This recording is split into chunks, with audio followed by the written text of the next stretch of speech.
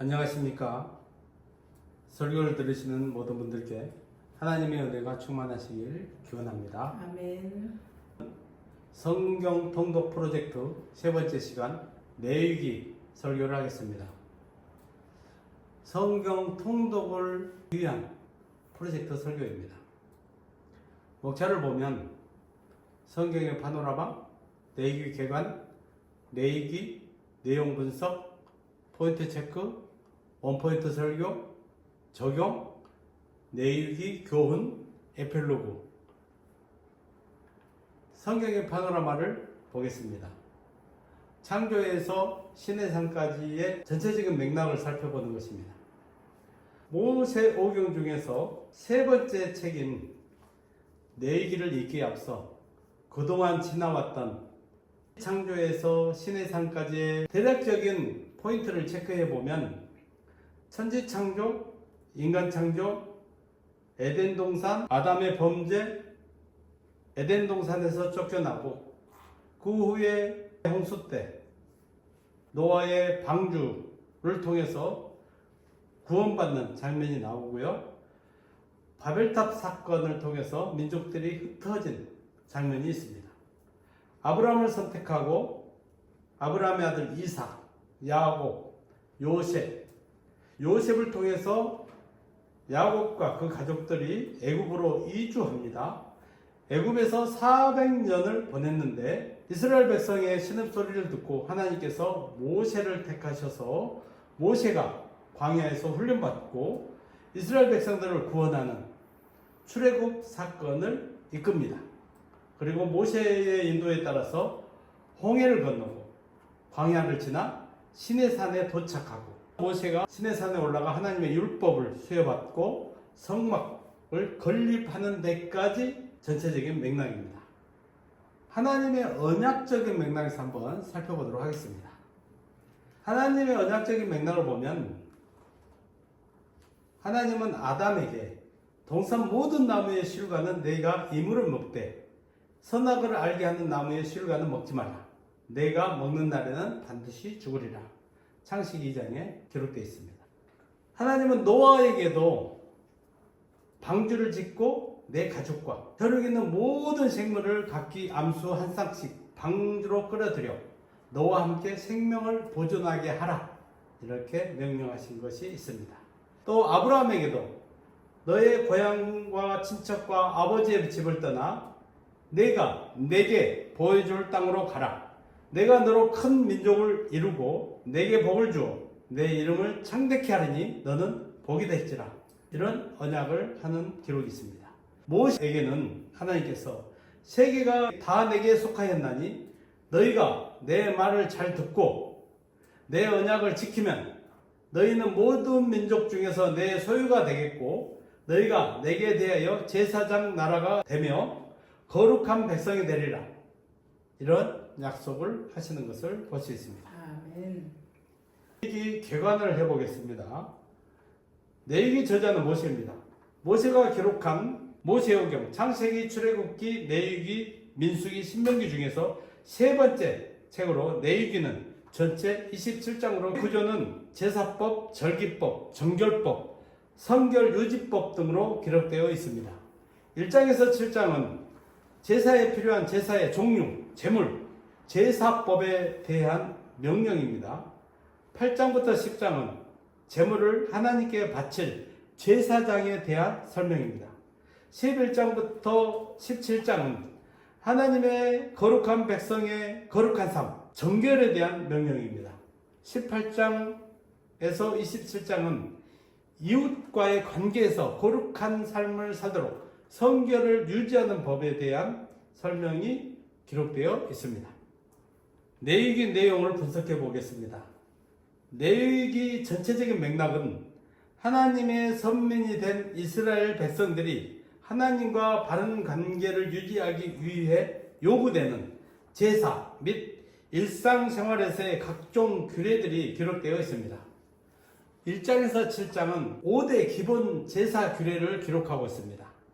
번제, 소제, 화목제, 속죄제, 속건제. 8장부터 10장은 아론 가문이 제사장 위임식 및 취임식 기념제사 업무를 실제로 개시하였습니다. 초기 시행착오로 아론의 두 아들 나답과 아비후가 다른 불의를 들이다가 죽임을 당하는 것도 기록되어 있습니다. 이는 제사장이 하나님과의 특별한 만남을 위한 제사의 절차적 규례가 얼마나 중요한지를 보여줍니다. 11장에서 17장은 소위 정결법 관련 각종 규례를 제시하고 있습니다. 하나님과의 교제의 기본적 조건의 충족을 위한 의식적 규례인 정결법은 전적으로 의식적 정결의 유지를 위한 것이라는 특색을 갖습니다. 특히 16장은 매일 1년마다 1차씩 드릴 대속죄일 제사 규례를 기록하고 있습니다. 18장에서 27장은 하나님의 선민으로서의 성결의 유지를 위한 각종 규례 및 그에 대한 순종의 촉구 등을 기록하고 있습니다. 여기에 성결의 법은 일상생활에서의 하나님과 교제의 유지를 위한 실제적 규례의 측면이 강합니다. 내위기 포인트를 체크해 보겠습니다. 내위기는 죄인이 거룩한 하나님께 나아가는 길인 제사법에 대한 책입니다. 곧 죄인인 인간이 거룩하신 하나님을 만나는 길을 거룩과 속죄로 제시한 책이라고 볼 수 있습니다. 내위기에는 거룩하다라는 단어가 최소한 87회 이상이나 나타나는 것을 보면 거룩에 대한 강조를 볼 수 있는데, 거룩은 인간이 하나님과의 바른 관계를 유지하기 위하여 필요합니다. 인간의 가장 기본적인 자세는 통치자요, 주권자요, 심판자이신 하나님의 거룩한 성품에 합당한 거룩함을 유지해야 하는 것입니다. 또한 내기에는 속죄하다라는 단어가 최소한 45회 이상 나타나는 것을 볼 수 있는데, 속죄의 중요성이 나타납니다. 이는 인간은 모두 다 죄인인 바 하나님 앞에 속죄를 받아야만 되는 존재인 것을 보여줍니다. 죄인인 인간은 속죄를 통해 거룩하게 되고 거룩해야 하나님을 만날 수 있고 살 수 있습니다.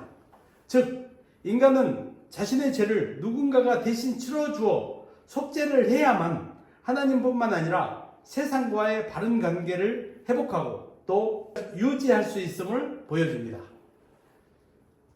원포인트 설교, 징검다리 설교를 해보겠습니다. 본문은 레위기서 16장 7절에서 10절입니다. 제목은 아사셀의 염소입니다. 본문 16장 7절에서 10절을 같이 한번 읽어보겠습니다.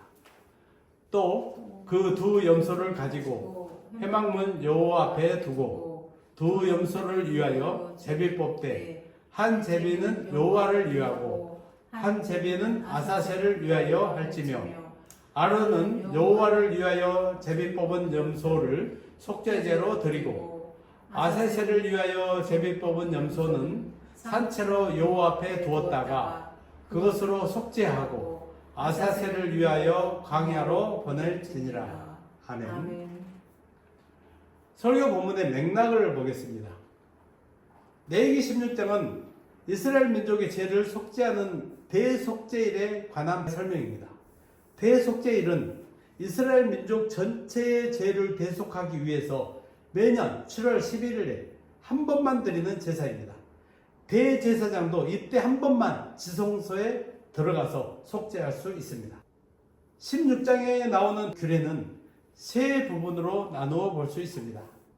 1절에서 10절까지는 속죄제사 규례의 총론을 기록하고 11절에서 28절은 속죄제사의 세부 규례를 세밀하게 기록하고 있습니다. 29절에서 31절은 속죄제사를 언제 어떻게 드려야 할지를 명령합니다. 대속죄일의 제물은 넷입니다. 수송아지 한 마리와 수양 한 마리, 수염소 2마리입니다. 수송아지는 대제사장이 지성소에 들어가기 위해서 드리는 속죄 제물입니다. 이는 아론의 두 아들 나답과 아비후가 하나님 앞에 나가다가 죽임을 당한 것을 통해서 하나님 앞에 나가는 제사장이 제사를 드리기 전에 먼저 깨끗해야 할 필요를 위해서 드려집니다. 두 번째는 수염소 2마리는 백성의 속죄를 위해 제비를 뽑아서 한 마리는 희생제물로 죽여서 제단에 피를 발라 속죄하는 용도이고, 다른 한 마리는 아사셀을 위해서 광야로 보내서 속죄하는 용도입니다. 수양은 대속죄 제사를 마친 후에 제사장이 새 옷으로 갈아입고 자기와 백성들을 위해서 번제로 드렸습니다. 참고로 번제는 매일 아침 저녁으로 드리는 일상적인 제사입니다. 이미 속죄 제사를 통해서 자기와 백성을 위하여 속죄 예식을 행했음에도 불구하고 번제물을 통해 또다시 속죄의 번제를 드리는 것이 의미가 있습니다. 핵심 포인트 아사셀에 대한 설명을 보겠습니다. 오늘 설교할 본문은 백성들의 죄를 대속하기 위해서 희생으로 드려지는 두 염소에 관한 내용인데, 아사셀에 보내는 염소가 포인트입니다.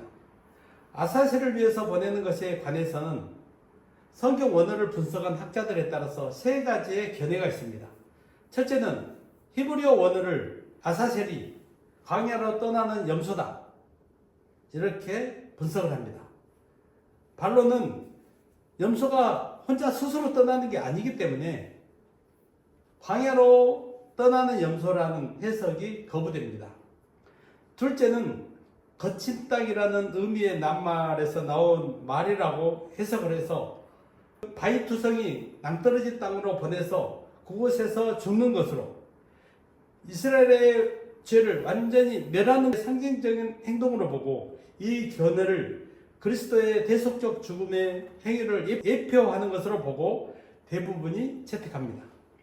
세 번째는 아사셀을 하나님을 대적하는 인격체로 보아야 한다는 견해가 있습니다. 후대 유대 문학에서 아사셀이 마귀의 이름으로 나타나기도 합니다. 아사셀에 대한 세 번째 해석의 논점을 보겠습니다. 이 해석은 구약 성경이 광야를 마귀들이나 그와 유사한 피조물이 거하는 곳으로 여기는 것에 주목합니다.